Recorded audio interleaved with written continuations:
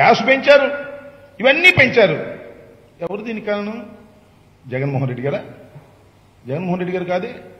నేను అడుగుతా ఉన్నా, చంద్రబాబు నాయుడు గారు వారి అబ్బాయి లాంతలు పిచ్చుకుని తిరుగుతున్నాడు మొన్న పొగలే. ఈ గ్యాస్ బండ్ పట్టుకు తిరగవే, పెట్రోల్ ధర పెరుగుతుంటే 9 సార్లు పెరిగితే మాట్లాడవే, భయమా? వారి మంది మాట్లాడరు ఎందుకు? అంతేకాదు, భారతీయ జనతా పార్టీ వారు అన్నారు ఈ పెంపులు మేము ఒప్పుకోం. అయ్యా, మరి మీరు పెంచే పెంపులు, కారు ఇంటికాడ బయలుదేరేటప్పుడు డబ్బులు ఇచ్చి పంపిస్తే ట్యాంక్ ఫుల్ చేయించుకు రమ్మని వెళ్లే లోపల పెరిగిపోతుంది. పెట్రోల్ ధర, డీజిల్ ధర, గ్యాస్ ధర అనూహ్యంగా పెంచేస్తున్నారే. ఎప్పటి నుంచి పెంచుతున్నారు? దానికి ఒప్పుకోవాలా ప్రజలు? ఏదో స్వల్పంగా మేము పెంచితే మేము ఒప్పుకోం అని మాట్లాడుతున్నారు బీజేపీ వాళ్ళు. ఏంటి నేను అర్థం కాలేదు.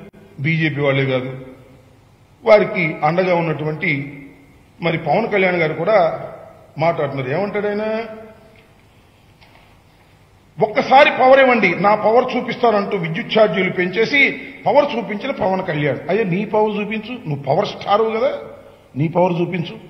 భారతీయ జనతా పార్టీ ఇన్నిసార్లు పెట్రోల్ ధరలు పెంచితే, ఇన్నిసార్లు డీజిల్ ధరలు పెంచితే, ఇన్నిసార్లు గ్యాస్ ధరలు పెంచితే దాని గురించి మాట్లాడవే?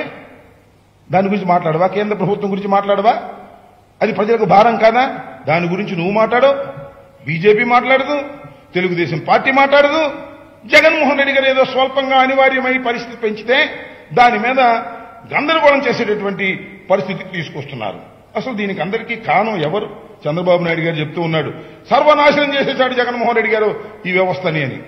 ఎవరు చేశారు సర్వనాశనం ఈ వ్యవస్థని? 68,000 కోట్లు అప్పు చేశారు మీరు. 21,000 కోట్లు పైగా బకాయిలు తెలుగుదేశం ప్రభుత్వం అప్పు చెప్పి వెళ్ళింది మాకు, డిస్కాముల మీద వీటి మీద, ఈ గవర్నమెంట్కి. అవన్నీ ఒక పక్కన తీర్చాలి, అవి పక్కన తీర్చడమే కాకుండా మళ్ళా నడపాలి. వీటన్నిటిని దృష్టిలో పెట్టుకుని వాళ్ళ అనివార్యమైన పరిస్థితుల్లో స్వల్పంగా పెంచితే దీన్ని ఏదో చెప్తున్నారు. అంతేకాదు, మీరు చంద్రబాబు నాయుడు గారు సౌర విద్యుత్తు అగ్రిమెంట్ చేసుకున్నారు. ఎంతండి ఆ రోజున మార్కెట్ ధర? బయట ధర ₹2.49 ఉంటాయి. ఈ సూర్యరశ్మి ద్వారా తయారయ్యే విద్యుత్తు వాళ్ళతో లాలూచిపడి ₹4.84 చొప్పున 25 సంవత్సరాల పాటు అగ్రిమెంట్ చేసుకుని వాళ్ళ దగ్గర కిక్ బ్యాక్స్ తీసుకున్నటువంటి దుర్మార్గమైనటువంటి చర్యలు చేసి విద్యుత్ వ్యవస్థనే సర్వనాశనం చేసినటువంటి వ్యక్తివి నువ్వు కదా చంద్రబాబు నాయుడు గారు. దీనికి సమాధానం చెప్పండి. వాళ్ళ ఏదో స్వల్పంగా ఒకసారి పెంచేటప్పటికి 1,400 కోట్లు పెంచేటప్పటికి గందరగోళం చేసేస్తున్నారే. మీరు ఎన్నిసార్లు పెంచారు మీరు ప్రభుత్వంలో ఉన్నప్పుడు? మీరు ప్రభుత్వం 5 సంవత్సరాలు మీకు అప్పచెబితే 4 సార్లు పెంచారు. 800 కోట్లు ఒకసారి, 745 కోట్లు ఒకసారి, 242 కోట్లు ఒకసారి. విద్యుత్ ఛార్జీలు విపరీతంగా పెంచి సామాన్యుడిని నడ్డి విరగొట్టినటువంటి ప్రభుత్వం ఆ రోజున మీది కాదా అని అడుగుతా ఉన్నా. మీకు అసలు నైతికంగా అడిగే హక్కు ఎక్కడుంది? జగన్మోహన్ రెడ్డి గారు ఈ మొత్తం కాలంలో ఒక్కసారి స్వల్పంగా 1,400 కోట్లు పెంచితే ఇవాళ ఏమంటున్నారు ఆయన? రేపటి నుంచి రాష్ట్ర వ్యాప్తంగా ఇంటింటికి కొవ్వొత్తి అగ్గిపెట్టే పంపిస్తారంట. శభాష్. కొవ్వొత్తి అగ్గిపెట్టె ఈ 2 పంపించండి. దానితో పాటు ఒక పచ్చ జెండా కూడా పంపించండి. కొవ్వొత్తికి ఎలిగించి అగ్గిపుల్లతో పైన పచ్చ జెండా ఇట పెట్టి శుభ్రంగా కాల్చి బూడిద చేసి మీకు పంపిస్తారు. ఎక్కడుందయ్యా మీ ప్రభుత్వం? ఇంకా మీ పార్టీ ఎక్కడుందయ్యా? అయిపోయిందయ్యా మీ పని, ఖాళీ అయిపోయింది, మీ దుకాణం పోయింది. ప్రజలు మీ పక్షాన లేరు. ఒకసారి పంపించడమని ఈ సందర్భంగా నేను చెప్పదలుచుకున్నా. అంతేకాదు, 3 సార్లు ఆర్టీసీ ఛార్జీలు పెంచారు చంద్రబాబు నాయుడు గారు ఆయన కాలంలో. దాన్ని భయంకరంగా పెంచినటువంటి సందర్భం. అంతేకాదు, నేను ఒక ఈ సందర్భంగా చెప్పదలుచుకున్నా. పద్దానికి పక్క రాష్ట్రం, అదేవిధంగా దేశంలో ఉన్న రాష్ట్రాలు అలా ఉన్నాయి ఇలా ఉన్నాయని పోలుస్తుంటారు కదా. ఇక మన రండి, ఇవాళ ఆంధ్రప్రదేశ్లో, ఉత్తరప్రదేశ్లో, గుజరాత్లో, ఛత్తీస్గఢ్లో, ఒడిశాలో, ఢిల్లీలో, కేరళలో, మేఘాలయలో, ఉత్తరప్రదేశ్లో, మధ్యప్రదేశ్లో ఎలా ఉన్నాయి టారిఫ్లు? ఇవాళ ఇక్కడ ఎలా ఉన్నాయి? నేను ఒక్కటి మనవి చేస్తున్నా. ఈ ప్రభుత్వం, జగన్మోహన్ రెడ్డి గారి ప్రభుత్వం అంకిత భావంతో పనిచేస్తున్న ప్రభుత్వం, పేదల పక్షాన ఉన్నటువంటి ప్రభుత్వం. పేదల మీద భారం వెయ్యాలంటే జగన్మోహన్ రెడ్డి గారు విలవిల్లాడిపోతాడు. ఎన్ని సంక్షేమ కార్యక్రమాలు మేము చేస్తున్నాం పేదవారి కోసం, వారి మీద భారం వెయ్యాలంటే మాకు మనసు ఒప్పదు. జగన్మోహన్ రెడ్డి గారికి అసలు మనసు ఒప్పదు. కానీ అనివార్యమైనప్పుడు కొద్దిగా వేయక తప్పనటువంటి పరిస్థితి ఏర్పడినప్పుడు చేయగలిగింది లేదు.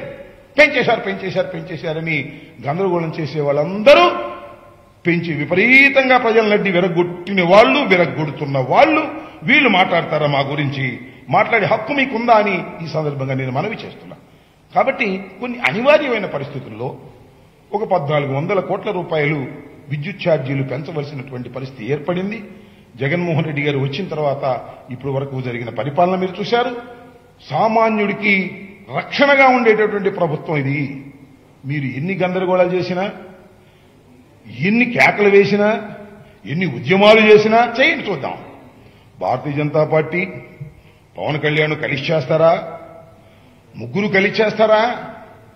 ఇది తగ్గించేంత వరకు మేము ఉద్యమాలు చేస్తాం, చేయండి చూస్తామని మనవి చేస్తున్నా. ఈ రాష్ట్రంలో ఉద్యమాలు చేసే హక్కు నైతికంగా మీకు లేదు. కేంద్రంలో పరిపాలన చేసేవాళ్ళు ఒకళ్ళు, రాష్ట్రంలో పరిపాలన చేసి తీవ్ర నష్టాన్ని సామాన్యుడు కలగజేసిన వారు మరొకరు.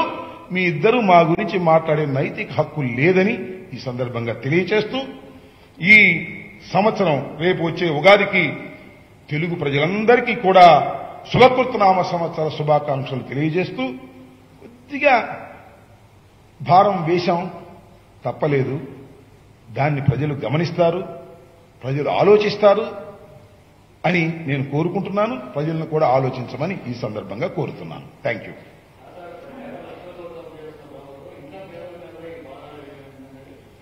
ఏమంటారు?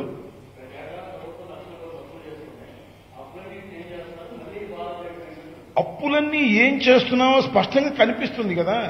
మేము అనివార్య పరిస్థితుల్లో, ఈ ప్రభుత్వమే కాదు గత ప్రభుత్వాలు కూడా అప్పు చేశాయి. అప్పు చేసి మేము పప్పు కూడా తినలేదే. అప్పు చేసి సామాన్యులకి ఇచ్చేటటువంటి కార్యక్రమం చేస్తున్నాం. వాళ్ళ కరోనా వచ్చి 2 సంవత్సరాల పాటు ప్రజలు ఇబ్బంది పడ్డారు. అయినా వాడు ఇబ్బంది పడకోకుండా సామాన్యుని కాపాడినటువంటి ప్రభుత్వం. ప్రజల మీద కొంత భారం తప్పదు వేస్తారు, కొంత భారం వేస్తారు. సామాన్యుని దృష్టిలో పెట్టుకుని ఈ ప్రభుత్వం చేస్తుంది. యూజర్ ఛార్జీలు కట్టడానికి వీల్లేదు, ట్యాక్సులు కట్టడానికి వీల్లేదు. ఏంటి ఇవన్నీ నాకు అర్థం కాలేదు. ప్రభుత్వాలు ఎలా నడుస్తాయి? సామాన్యుడికి ఇబ్బంది లేకుండా చిన్నగా ట్యాక్సులు వేసుకుంటూ వెళ్తుంటూ ధర్మంగా ఉండటం అనేది ప్రభుత్వం యొక్క లక్షణం తప్ప దోచుకునే కార్యక్రమంగా జగన్మోహన్ రెడ్డి గారు దోచుకుంటాడు. ఏం దోచుకుంటాడు? ఎక్కడ దోచుకుంటాడు? నాకు అర్థం కాలే. పన్నులు వేసి దోచుకుంటాడా? 1400 కోట్లు దోచుకునేది నాకు అర్థం కాలేదు. ఇవన్నీ తింగర మాటలు మాట్లాడుతున్నారు బాబు కొడుకులు ఇద్దరు. ఏం చేయాలో అర్థం కాక. ఓకే,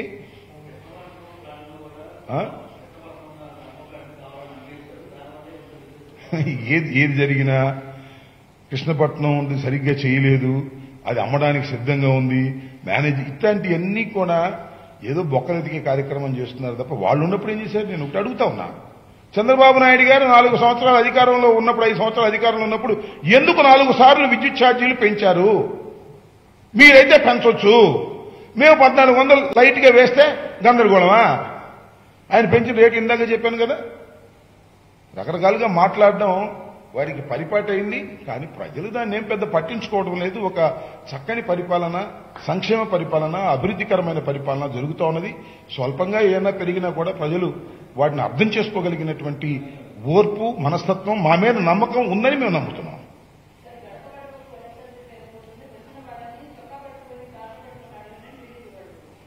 సరే, వాళ్ళకేమన్నా వాళ్ళే వచ్చి పట్టుకోమని మా చొక్కాలను చూస్తాం.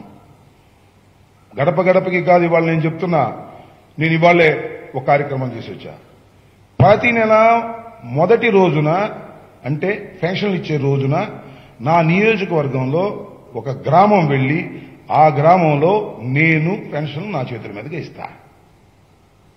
ఇవాళ ఇల్లు వచ్చా 686 పెన్షన్లు నేను స్వయంగా పంచొచ్చా. తెలుగుదేశం జెండా కట్టుకుని ఉన్నవారి ఇంటికి కూడా వెళ్లి 2500 రూపాయలు ఇచ్చా. ఎన్టీ రామారావు బొమ్మ పెట్టుకున్న వృద్ధుడికి కూడా 2500 రూపాయలు ఇచ్చా. పవన్ కళ్యాణ్ బొమ్మ పెట్టుకున్న వాడికి కూడా 2500 రూపాయలు ఇచ్చా. కత్తి సుత్తి పెట్టుకున్న వాళ్ళకి కూడా ఇచ్చి వచ్చా. నేను ఒక మాట చెప్తున్నా, ఈ ప్రభుత్వం అధికారంలో రాకముందు ఒకటి చెప్పింది. కులం చూడం, మతం చూడం, ప్రాంతీయం చూడం, రాజకీయాలు అసలే చూడమని చెప్పాం. సంక్షేమ కార్యక్రమాలలో తూచా తప్పకుండా పరిపాలన చేస్తున్నది ఈ ప్రభుత్వం. ఎవరండి మా చొక్కా పట్టుకునేది? మీ చొక్కాలే పట్టుకుంటారు వెళ్తే ప్రజల్లో. మా చొక్కాలు పట్టుకునేటువంటి పరిస్థితే లేదు ఈ రాష్ట్రంలో. ఛాలెంజ్ చేసి చెప్తున్నా. ఎవరో మీ బోటోళ్ళు తిక్కలోళ్ళు. ఆయన ఎవరండి అతను? లోకేష్. ఆయన మందల నీళ్ళు ఏమన్నా మరి పట్టుకోవాల్సిందే తప్ప మా చొక్కాలు పట్టుకునే పరిస్థితి ఏమీ లేదు. ఆయన చొక్కాలే పట్టుకుంటారు ఎక్కడన్నా, గుర్తుపెట్టుకోండి. చొక్కాలు పట్టుకుంటారు, ఇంకేమన్నా నయ్యం.